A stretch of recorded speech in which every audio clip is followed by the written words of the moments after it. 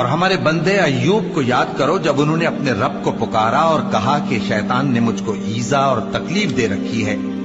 ہم نے کہا کہ زمین پر لات مارو، دیکھو یہ چشمہ نکل آیا، نہانے کو ٹھنڈا پانی اور پینے کو بھی. اور ہم نے ان کو اہل و عیال اور ان کے ساتھ اتنے ہی اور بخشے. یہ ہماری طرف سے رحمت اور عقل والوں کے لیے نصیحت تھی.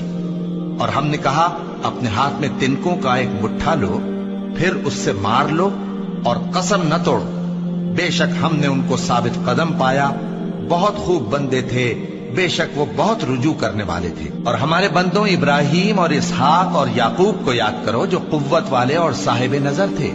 ہم نے ان کو ایک صفت خاص آخرت کے گھر کی یاد سے ممتاز کیا تھا، اور وہ ہمارے نزدیک منتخب اور خوبی والوں میں سے تھے. اور اسماعیل اور الیسع اور ذوالکفل کو یاد کرو، اور یہ سب بھی خوبی والوں میں سے تھے. یہ نصیحت ہے اور پرہیزگاروں کے لیے تو عمدہ ٹھکانہ ہے.